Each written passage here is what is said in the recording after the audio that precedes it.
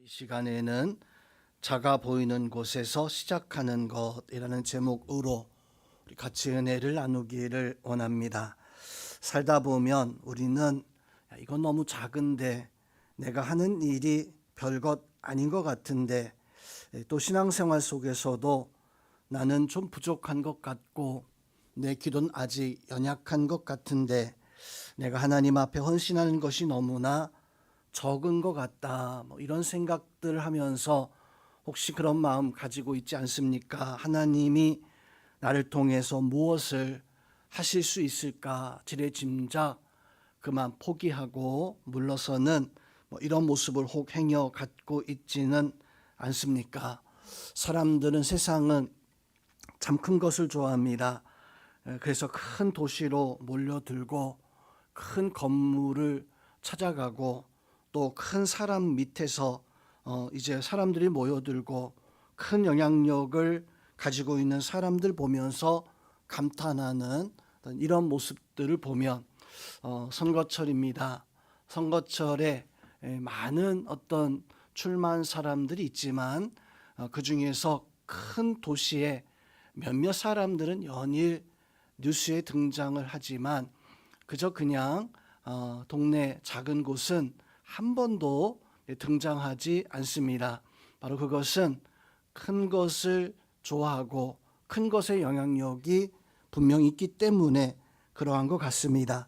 그런데 성경을 읽다 보면 하나님은 꼭 그렇게 일하지 않는다. 하나님은 일하실 때, 모세를 보니까 애굽의 왕궁에 있었을 때 참 큰 영향력을 가지고 있었을 법한 모습이었었어요. 그런데 하나님은 애굽에서 왕자와 같은 신분을 가지고 있었던 모세를 부른 게 아니라 광야에서 양을 치는, 그것도 나이가 80이 되어진 그런 모세를 부르시는 그 모습을 보니까, 또 하나님은 이스라엘 왕을 세울 때 사울이라고 하는 키도 크고 모든 것이 다 잘 준비되어져 있었던 왕이 있었지만, 하나님은 그 사울이라고 하는 왕을 버려두고 아직 어린아이였었던 다윗을 기름 부어서 세우게 되어집니다.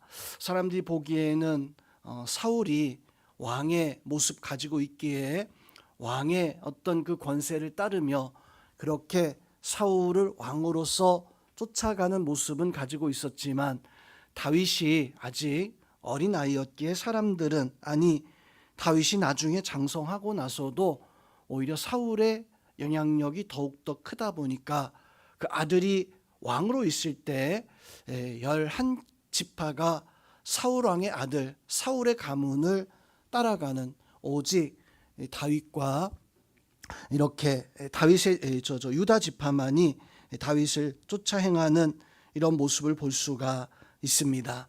예수님께서도 화려한 왕궁이 아니라 말구유에서 바로 태어나셨고 그곳에서 구원의 그 길을 여셨습니다.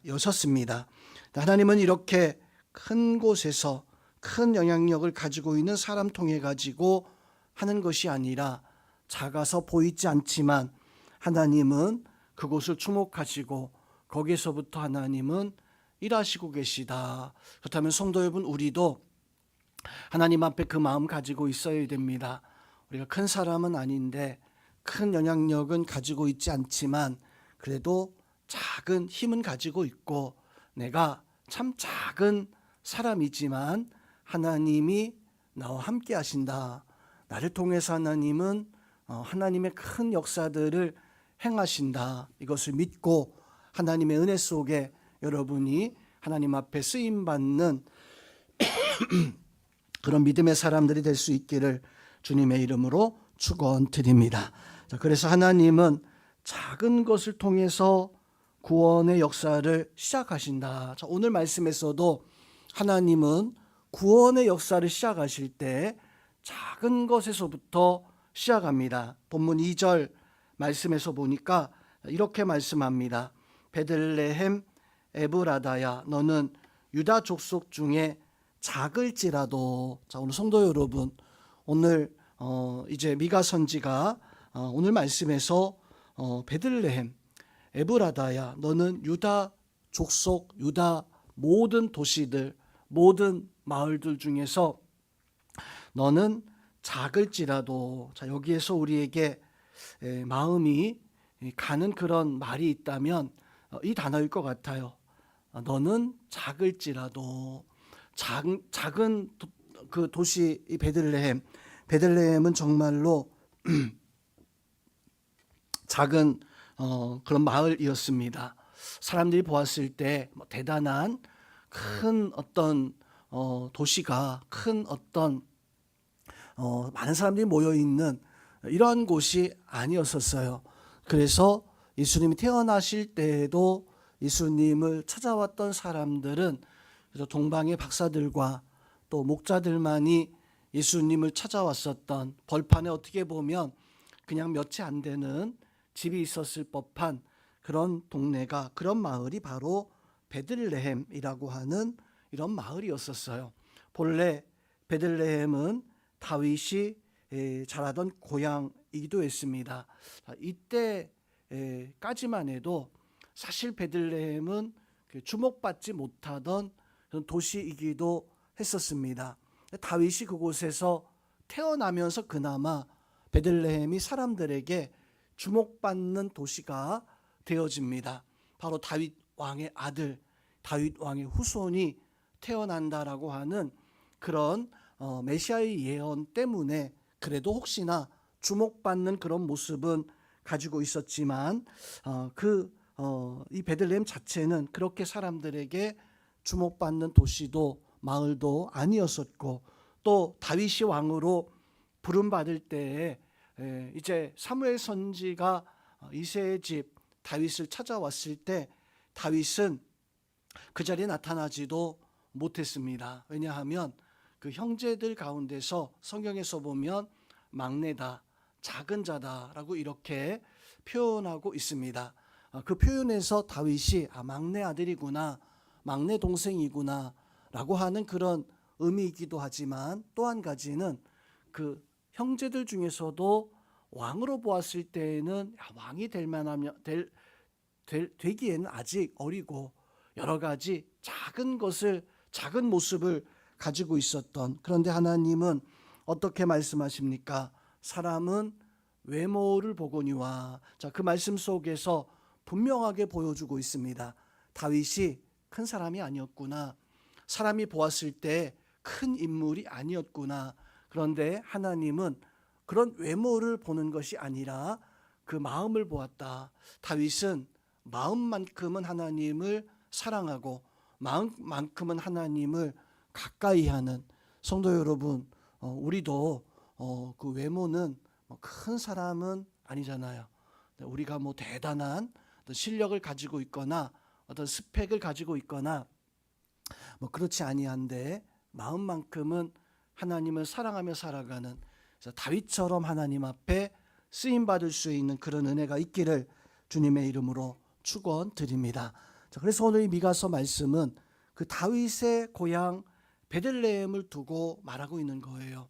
베들레헴아, 너는 작을지라도 내게서 다스릴 자가 나올 것이다. 너는 작은 사람이지만 너에게서, 너의 도시, 너의 마을에서 이 나라를 다스릴 자가 나올 것이다. 자, 이 말씀은 작은 마을이었었던 베들레헴에서 세상을 구원할 구원자, 세상을 건질 메시아 하나님이 이 베들레헴에서 나올 것이다 라고 이렇게 예언하는 말씀이기도 합니다. 이것이 하나님의 방정식입니다. 이것이 하나님이 일하시는 방식입니다. 하나님은 큰 것을 가지고 일하시는 것이 아니라 하나님은 항상 작은 것을 통해 가지고, 연약한 사람을 통해 가지고, 하나님은 아무도 주목하지 않는 사람을 불러 가지고 그 사람을 통해서 하나님은 하나님의 일을 행하시는, 자, 그러고 보면 성도님은 우리가 작은 자인데 우리가 아무도 주목하지 않는 사람이기도 하잖아요. 우리가 대단한 일을 할 수 있겠습니까? 그런데 성도 여러분, 하나님은 이런 우리의 마음을 보시고 우리를 주목하고 계시기에 우리는 나의 외모의 모습을 보고 주저하는 것이 아니라 오늘 다윗이 하나님 앞에 부름받고 또 오늘 말씀에서 너는 작을지라도 너에게서 이 나라를, 이 세상을 구원할 메시아가, 구원자가 나올 것이다 라고 말씀하고 있는 것처럼 여러분의 삶을 통해서 하나님의 능력이 나타나고 여러분이 비록 작고 연약하고 아무도 주목하지 않는다라고 할지라도 나는 참 부족한데, 나는 배운 것도 그렇게 많지 않은데, 나는 말하는 것도 참 잘하지 못하는데, 나이도 이제는 많이 먹은 것 같은데, 난 이제 교회 안에서 큰 일을, 큰 역할을 해본 경험이 없는데, 이런 생각들을 할 수 있습니다. 그러나 하나님은 우리 중심을 보십니다. 여러분의 생각을 보십니다. 그러하게 성도 여러분, 생각을 바꿔야 돼요. 생각을 바꿔야 됩니다. 하나님은 내가 이것하고 내가 저것하고, 우리는 자꾸만 이 생각에, 그 생각은 내가 지금까지 한 일들만 자꾸 생각하는 거예요. 내가 베들레헴이라고 하는 것만 생각하는 겁니다. 나는 그냥 시골, 그냥 동네 사람, 나는 이런 생각에 빠져 있지만 하나님께서는 우리 생각을 바꾸시기를 원하십니다. 그러하기에 오늘 이 말씀 통해서 미가 선지가 베들레헴 통해 가지고 선포해 주고 있는 그 말씀은 너는 작을지라도 거기에서 다스릴 자가 나온다라고 한 이 예언의 말씀은 우리에게도 영적 교훈이 되어집니다. 작은 기도 하나가 가정을 살릴 수 있고, 작은 순종 하나가 교회를 살릴 수도 있어요. 작은 섬김 하나가 한 영혼을 살릴 수도 있고, 작은 믿음 하나가 세대를 바꾸고 세상을 바꾸게 되어지는, 성경에서 그런 일들을 증거하고 있습니다. 생각이 바뀌어지면 내 신앙이 바뀌어지고, 내 신앙이 바뀌어졌을 때 하나님 앞에 내가 작은 자가 아니라 쓰임받는 자가 되어지는데, 우리 자리에 나와 있는 성도님들은 나의 작은 것, 그것을 작은 것을 쉽게 무시당하고 그걸 쉽게 그냥 사람들에게 외면당하겠지만, 오병이어를 통해서 5,000명을 먹이셨던 한 소년의 물맷돌을 통해서 이스라엘 전 군사가 행하지 못했던 골리앗을 한 소년의 그 돌멩이 하나, 그거 가지고 있어요. 생각이 달랐어요.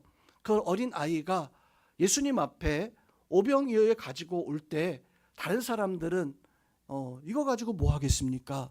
우리에게 먹을 양식이 없습니다 라고 하는 그런 생각을 가지고 있었지만, 그 어린아이는 그것을 예수님 앞에 가져오는 그런 마음, 그런 믿음, 그 생각을 가지고 있었고, 다윗은요 모두가 다 부들부들 떨고 있었던 그 전쟁터에서 오직 다윗만 생각이 달랐어요. 성도님, 우리도 그래야 됩니다. 내가 어떤 생각을 가지고 있느냐에 따라서 그냥 별 볼 일 없는, 작고 연약한, 사람들이 아무도 주목하지 않는 그런 모습, 그 모습 가지고 살아갈 수도 있겠지만, 내가 생각을 바꾸게 되어지면 성도 여러분, 거기서 내가 붙잡고 있는 것이 더 이상 작은 것이 아니라 그것이 정말로 하나님이 사용하는 가장 크고 놀라운 것이 되어질 수 있는, 이게 내 손에 있으니까 이게 작은 거잖아요. 내가 붙잡고 있으니까 이게 돌멩이잖아요. 그런데 이 돌멩이가 하나님께서 쓰시고자 할 때에는 어떤 무기보다, 어떤 그 군사보다 더 강력한 무기가 되어져서 골리앗을, 세상을 쓰러뜨리는 그런 역사가 있었던 것을 봅니다. 우리 성도님들도 생각을 바꾸면, 내 손에 있는 이것을 내가 쥐고 있으면 이게 얼마 안 돼요. 이게 그냥 아무 가치 없는 그냥 돌멩이 같은 이러한 것이지만, 이것이 하나님 앞에 생각을 바꿔서 하나님 앞에 쓰임 받고자 할 때 거기에서 구원이 시작되어지고 거기서 하나님의 역사가 시작이 되어집니다. 그러므로 내가 가지고 있는 것 작다 여기지 말고, 나를 통해서 내 가정의 구원, 나를 통해서 교회가, 나를 통해서 하나님께서 원하시는 어떤 역사들을 이끌어 나갈 수 있는 여러분의 생각을 이제 바꿔서 하나님의 은혜 가운데 쓰임 받는 성도님들 다 되시기를 주님의 이름으로 축원드립니다. 두 번째는, 하나님은 시간을 통해 가지고 하나님은 구원을 이루시고 구원을 준비하십니다. 하나님께서는 그냥 그 즉시 행하지 아니하셔요. 하나님께서는 때로는 기다리게 하시고 때로는 우리에게 때가 될 때까지 준비하게 하셨다가 때가 되었을 때 하나님께서는 그 일들을 일으키시는데, 오늘 3절 말씀에서도 보니까 이렇게 말씀합니다. 그러므로 여인이 해산하기까지 그들을 붙여 두시겠고. 이 말씀에서 기다림의 시간을 보여주고 있습니다. 여인이 엄마가 아이를 낳을 때까지 얼마나 많은 기다림의 순간을 가지고 있는가. 아이를 낳을 때 이제 그 여자분들은 분명 고통도 있고 또 거기에 두려움도 있고 그렇지만 거기에 기다림도 있고 또 여러 가지 감정이 있습니다.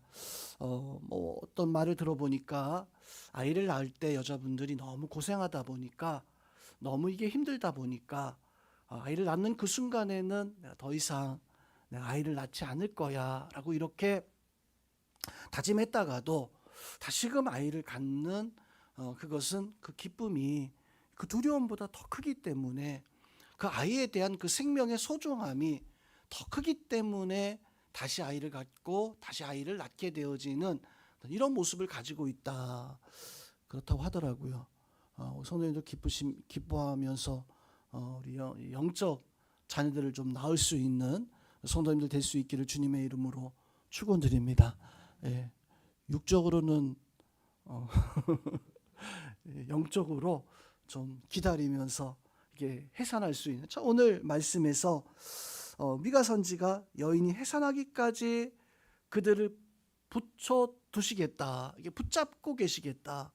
이 여인이 그 오랜 시간 동안 고통 속에 어려움 속에 바로 이렇게 붙잡아 주시겠다. 성도 여러분, 미가 선지 시대 백성들이 이런 두려움 속에 있었던 시대였었다라고 그랬잖아요. 어떤 선지자를 보면서, 거짓 선지자를 보면서, 나라의 정치 위정자들을 보면서 이게 하나님의 은혜 가운데 서야 되는데 그만 거짓된 것에, 헛된 것에, 우상 숭배, 백성들은 그 모습을 보면서 때로는 같이 쫓아가는 모습도 있었지만 그 가운데는 그 중에는 하나님의 그 은혜 가운데 서고자 하는 그런 모습을 가지고 있었던 사람들도 있었습니다. 그래서 오늘 말씀에서 보면 자, 3절 말씀에서 그를 붙여두시겠다. 그 후에 그의 형제 가운데 남은 자가 이스라엘 자손에게 다시 돌아오리라. 기다려라. 내가 준비해 놓겠다. 내가 기다리고 참고 인내하면 내가 하나님의 그 은혜를 너에게 더하여 주시겠다. 성도 여러분, 오늘 이 미가서의 말씀, 오늘 5장 2절부터 이 말씀은 사실 메시아 예언이에요. 예수님에 대한 예언이기도 합니다. 이 백성들에게 있어서는 메시아, 구원자가, 하나님이 빨리 이 땅에 구원자를 보내서 나라를 다시 세우고 그 나라를 영원히 하나님께서 세우기를 간절히 원하는 이런 모습을 가지고 있었습니다. 그런데 이 하나님 앞에 이 말씀 속에서 보니까 여인이 해산하는 것처럼 내가 붙잡아 놓을 테니까, 그들을 붙잡아 놓을 테니까, 그리고 때가 되면 그들이 다시금, 그 남은 자들이 다시금 돌아오게 될 것이다. 자, 우리는 어떤 일을 하든지 간에 빨리 되는 것을 원합니다. 빨리 문제가 해결되길 원하고, 빨리 좀 길이 좀 열려지기를 원하고, 빨리 좀 열매를 맺혀지기를 원하는 이런 모습을 가지고 있잖아요. 기술이 많이 발달해서 빨리 되어지는 그런 경우도 있지만 요즘은 과일도 제철 과일이 아니라 저 어렸을 때만 해도 그 철이 되어지면 나오는 과일이 있어서 그 과일을 먹고 그 철이 지나면 또 이제 기다려야 됐었는데 요즘 안 그렇잖아요. 언제든지 간에 내가 먹고 싶은 것이 있으면 수입을 해오든지 어떻게 하든지 간에 그 먹을 과일들을 이렇게 다 먹을 수 있는데, 성도 여러분, 하나님께서 우리에게 정해놓은 때가 있어요. 하나님께서 우리에게 정해놓은 것이 있어요. 그 정해놓은 때, 그 순간까지 우리는 참고 인내하면서 기다리면서 살아갈 수 있는, 하나님께서 왜 빨리 우리에게 응답하지 않으실까요? 왜 우리가 원하는 그 길을 바로 즉시 그 길을 열어주지 아니하실까요? 바로 하나님께서 우리에게 참 좋으신 하나님이신데 그 참 좋으신 하나님이 왜 그토록 그냥 아무것도 하지 않은 것처럼 그렇게 무감각하게 아무 반응 없이 그렇게 행하실까요? 하나님이 더디신 걸까? 하나님이 좀 지각을 하시는 뭐 그런 하나님이실까? 땅속에 성도 여러분, 우리의 믿음이 빛을 발하려면 그 하나님의 섭리를 알아야 되는데, 땅속에 씨앗을 묻으면 처음에는 아무것도 안 보입니다. 아무것도 안 보여요. 그런데 땅속에 씨앗을 묻어두면 그 씨앗에서 반드시 싹이 나오게 되어지죠. 싹이 나오게 되어지고, 싹이 나오고 그것이 자라서 반드시 열매가 맺혀지게 되어집니다. 자, 우리는 하나님이 주시는 원리예요. 하나님께서 우리에게 주시는 약속입니다. 근데 우리는 땅속에 묻어놓고 왜 열매 없습니까? 지금 하나님은 우리를 향해서 아직 가장 좋은 때, 가장 좋은 어떤 역사를 그것을 원하고 계시는데, 우리는 땅속에 묻어두고 그냥 그 자리에서 왜 열매 없습니까? 왜 이것은 없습니까? 라고 하는 어떤 그런 모습을 혹시나 가지고 있는 것은 아닌가. 저 어렸을 때 농사를 짓는데, 제가 지었던 건 아니고요, 동네 어른들이 그 당시에 이제 농협에서 쌀, 벼, 그 새로운 품종이라고 해가지고 그것을 동네에서 다 받아왔어요. 그리고 이제 뿌리고 모내기를 다 했죠. 제 기억에는 그 농협에서 줄 때 이것은 빨리 거둘 수 있다. 그래서 이걸 거두고 나면 또 다른 것을 심어가지고 뭘 또 할 수 있다라고 하는 그 말에, 농협에서 추천하는 벽시니까 그 말을 듣고 그것을 동네 뭐 몇 분들이, 거의 많은 분들이 그걸 갖다 다 뿌렸어요. 그런데 이게 우리나라 환경에 안 맞았는지 모내기 했는데 거기서 바로 꽃이 펴버린 겁니다. 이게 자라서 가을 되어져 가지고 열매가 맺어져야 되는데, 이게 아직 그 논바닥도 보이는 거기에서 꽃이 펴서 거기에서 그 벼쌀이 이렇게 맺히기 시작하는 거예요. 물론 뭐 추수가 안 되죠. 거기서 어떻게 추수하겠습니까? 근데 동네 사람들이 난리가 났어요, 그때요. 이거 책임져라. 누구냐? 농협에서 뭐 와서 책임져라. 뭐 어떻게 해가지고 그때 농사를 그에 완전히 다 망쳐서 아마 그 저희 지역만 아니라 전국적으로 그 씨앗을 가져다가 했었던, 특별히 저희 고향이 더 많이 그것을 해서 완전히 그에 그냥 농사를 마치고 망치고 그만 이게 좀 다른 것을 대체해가지고 했었던 기억이 나는데, 왜 그랬습니까? 더 빨리 많은 것을 거둘 수 있다는 욕심 때문에. 하나님은 정해놓은 때가 있어서 정해놓은 때에 그 역사를 봐야 됩니다. 우리는 왜 그렇게 말합니다. 하나님 왜 아무 일도 일어나지 않습니까? 하나님은 오늘 우리에게 아무 일도 일어나지 않는 것이 아니라 지금 준비하고 있다. 지금 하나님께서 준비하고 있는데, 우리는 하나님 왜 아무런 일도 일어나지 않습니까? 성도 여러분, 하나님 준비하고 있는 내가 아무 일도 일어나지 않고 있습니다. 이게 어떻게 될까요? 결국에는 하나님이 준비해 놓으신 것을 누리지 못합니다. 그걸 누려야 되는데 누리지 못하고 왜 아무 일도 일어나지 않습니까? 그냥 포기해 버리는 거예요. 주저앉아 버리는 거예요. 베들레헴 이 약속도 하루아침에 이루어졌던, 오늘 본문의 이 말씀도 하루아침에 이루어졌던 것이 아니었었죠. 다윗이 하나님 앞에 부름을 받고, 그리고 하나님께서 다윗을 통해서 예언을 해줬어요. 메시아에 대한 예언. 다윗이 하나님 앞에 성전 짓고자 했을 때 그 예언의 말씀을 해줬어요. 그리고 오늘 미가서, 수많은 시간이, 수백 년의 시간이 지나고 나서 미가서가 다시 한번 이야기합니다. 베들레헴, 너는 작은 마을이다. 그런데 내 안에서 거기서 이 나라를 다스릴 자가 나올 것이다. 이 백성들은 이제 나와야 되는데 또 다시 오늘 말씀에서 보니까 너희를 다스릴 자가 나올 것이다. 또 다시 기다리라고. 하나님은 또 다시 기다리라고. 예수님께서 이 미가서의 말씀 주시고 난 연후에 한참을 더 있다가 이 땅에 오셔서 구원의 역사를 시작하시게 되어집니다. 성도 여러분, 하나님의 약속은 늦춰지는 게 아니에요. 하나님의 약속은 취소되는 게 아니에요. 하나님의 약속은 때가 돼야지만이 되어집니다. 믿으시기를 주님의 이름으로 축원드립니다. 그래서 우리는 하나님 앞에 하나님 그 때를 기다리며 하나님 준비하신 것을 내가 기다리며 바라고 소망할 수, 아직 안 됐으면 그런 마음 가지고 있어야 됩니다. 하나님 준비하고 계시죠. 하나님 제가 기다리겠습니다 라고 하는 그 마음 가져서 하나님 앞에 하나님이 준비해 놓으신, 하나님이 이루실 역사들을, 그것을 이뤄나갈 수 있는 우리 성도님들 다 되시기를 주님의 이름으로 축원드립니다. 자, 마지막으로 하나님이 주시는 구원자가, 하나님이 보내주시는 메시아가 우리에게 참된 평안과 참된 은혜를 주신다. 자, 오늘 말씀에서 미가 선지의 그 말씀에서 보니까 하나님이 보내주시는 구원자, 하나님 보내주시는 메시아가 우리에게 참평안과 은혜를 더하여 주시는, 자, 오늘 4절 5절 말씀을 보세요. 4절 5절 말씀에서 보니까 이렇게 말씀합니다. 그가 여호와의 능력과 그의 하나님 여호와의 이름의 위엄을 의지하고 서서 목축하니 그들이 거주할 것이라.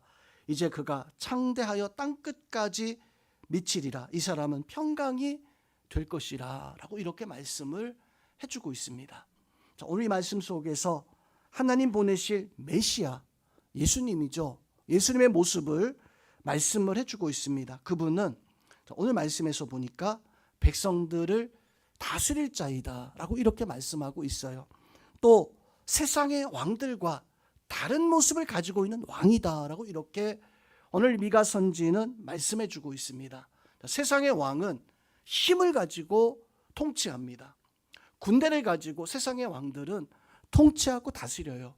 그래서 억누르고 또 억누르고 누리게 되어지는, 그것이 세상 왕의, 세상의 통치자들의 어떤 힘을 가지고 통치하는 그런 방식이다라고 한다면, 오늘 미가 선지가 말씀하고 있는 구원자 메시아 예수님은 어떤 통치의 모습을 가지고 있는가? 오늘 4절에서 보니까 이렇게 말씀합니다. 서서 목축하니, 목자의 모습이에요. 서서 목축하니, 마치 양을 이제 양육하고 양을 이렇게 키워 나가는 것처럼 목자는, 이 왕은, 미가 선지가 말씀하고 있는 이 메시아는 통치하는 사람이 아니다.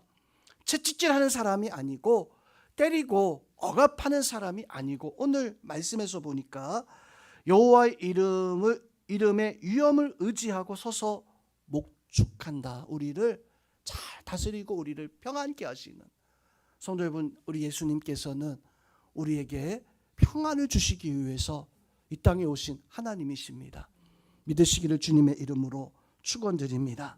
서서 목축한다라고 한 이 말씀은 목자는 양을 포기하지 않는다라고 하는 의미이기도 합니다.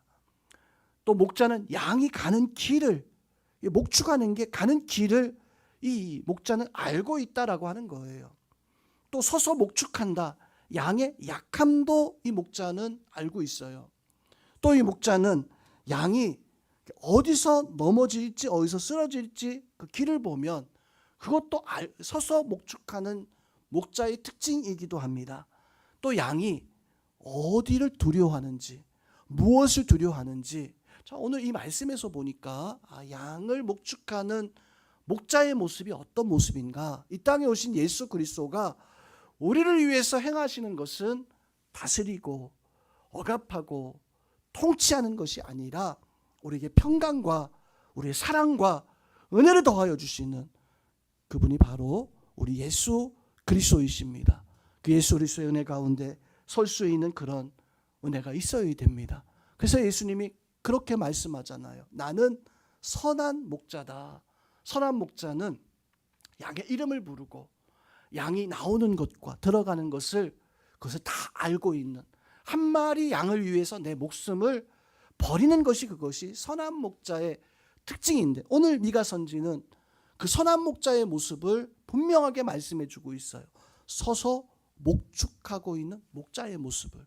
예수님은 이 땅에 오셔서 우리를 통치하시고 억압하시는 분이 아니라 평강과 은혜를, 사랑을 더하시는 하나님이십니다. 그래서 5절에서 이 사람은 평강이 될 것이다. 예수님은 평강이 될 것이다. 오늘 이 자리에 나온 우리 성도님들도 예수님을 통해서 참된 평강, 은혜를 누릴 수 있기를 주님의 이름으로 축원드립니다. 오늘 이 시간에 하나님께서는 작은 나를, 연약한 나를, 아무것도 아닌 것 같은 나를, 그래서 내가 쥐고 있는 것이 참 부족하지만 쓰셔야 돼요. 그 생각을 바꿔서 하나님 앞에 쓰셔야 됩니다. 그때 하나님이 일하십니다. 그때 하나님께서 나를 위해서 준비하실 것입니다. 그 준비하신 것을 얻기 위해서 우리는 우리의 마음 다하고 하나님의 때를 바라볼 수 있는, 무엇보다 하나님 우리에게 평강과 은혜를 더하시는 그 하나님이 여러분에게 기쁨과 하나님의 응답의 역사로 함께 하시는 하나님 되어질 수 있기를 주님의 이름으로 축원드립니다. 할렐루야.